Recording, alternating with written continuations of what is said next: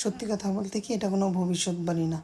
তবুও যারা বড় বড় আলেম ওলামা আছে, আল্লাহ পাক তাদেরকে অন্যরকম একটা জ্ঞান দেন, যারা উপলব্ধি করতে পারে ভবিষ্যতে কী হইতে পারে, এটা উপলব্ধি করতে পারে। যেমন মরহুম দেলোয়ার হোসেন সাইদি হাফিজাউল্লাহ, সবার প্রাণপ্রিয় শায়েক, মহান রব্বুল আলামিন তাকে নিয়ে গেছেন, তিনি দুনিয়া ছেড়ে চলে গেছেন। তিনি জীবিত থাকাকালীন বলে গেছিল এই কথাটা, আজ তা বাস্তবে রূপ ধারণ করেছে, এটা আমরা সকলেই দেখতে পাচ্ছি।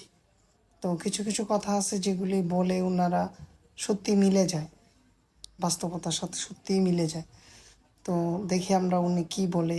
আর এখন আর যে 24-এর যে কোটা আন্দোলন, এটা সত্যি ওই কথার সাথে মিলে গেছে। তিনি এর আগেও বলেছিল উত্তর গগনে কালো মেঘ জমা হয়ে আছে, সকলেই মিলে ঐক্যবদ্ধ হয়ে যদি আমরা এটা মোকাবেলা না করতে পারি, তাহলে আমাদের সবে সাদিক হওয়ার সম্ভাবনা আর নেই। তো ওনাকে আমরা সকলেই মিস করি।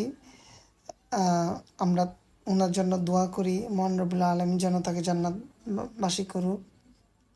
দেখি উনি কি বলে, ওনার কথাটা সবাই মনোযোগ দিয়ে শুনি।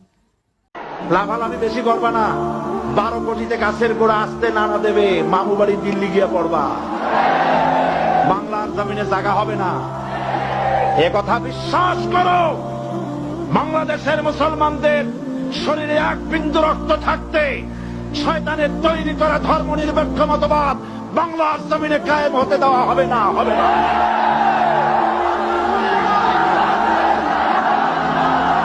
এদেশে ভাগ হয়ে গেছে দুটো শিবির, বোঝাই যাচ্ছে। একদিকে ভারতের পা চাটা গোলাম নাস্তিক মোরতাদ শ্রেণীর বুদ্ধিজীবী এবং তাদের মতো পুষ্ট সরকার, আর একদিকে ইসলামী শক্তি, ইসলামী দল আর দেশপ্রেমিক জাগ্রতবাদী শক্তি।